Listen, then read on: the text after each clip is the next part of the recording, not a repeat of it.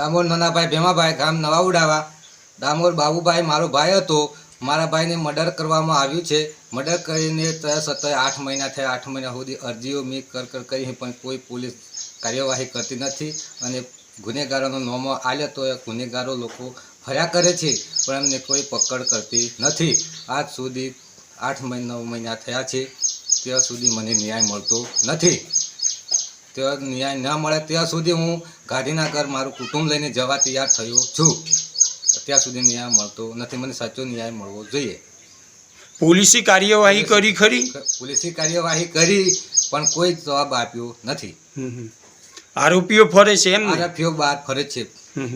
કેટલા આરોપીઓ હતા ખબર છે? આરોપીઓ 8 આરોપીઓનો નામ આપ્યો છે. મારા ખેતરમાં મૂકી જા મારીને મારા ભાઈને એમ મોન્યા છે પણ પોલીસ તો એનો કોઈ એફઆઈઆર ફાડતો નથી અને જમીન ઉપર છોડી મૂકે છે.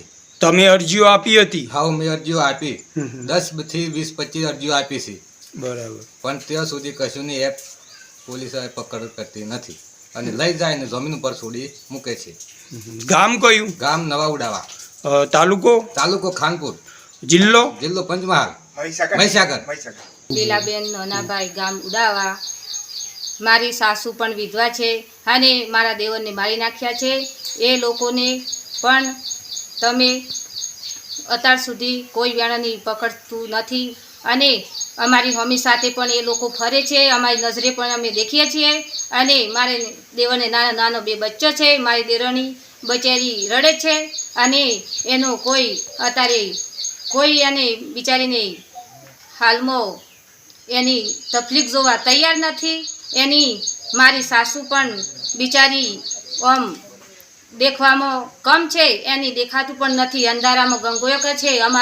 મારી સાસુને પણ કોઈ અત્યાર સુધી આ ગામના લોકો પણ એમને અમે જરૂર પણ જોતા નથી. કોઈ દુઃખ અમારું કોઈ જોવા તૈયાર નથી. મારા દેવરને મારીને મારા ખેતરમાં પોતાના ખેતરમાં મૂકી જશે. પોલીસ સ્ટેશનમાં તમે અરજીઓ આલેલી બેન? હા, અમે પોલીસ સ્ટેશને પણ અરજીઓ આપી હતી પણ એ લોકોને પકડી લઈ જતા નથી. એ લોકો અમારી મમ્મી સાથે પણ ફરે છે. એ લોકો તો લઈ જઈને પાછા એમને ઘરે છોડી જાય. આગળ લડશું નહીં મળે ત્યાં સુધી તું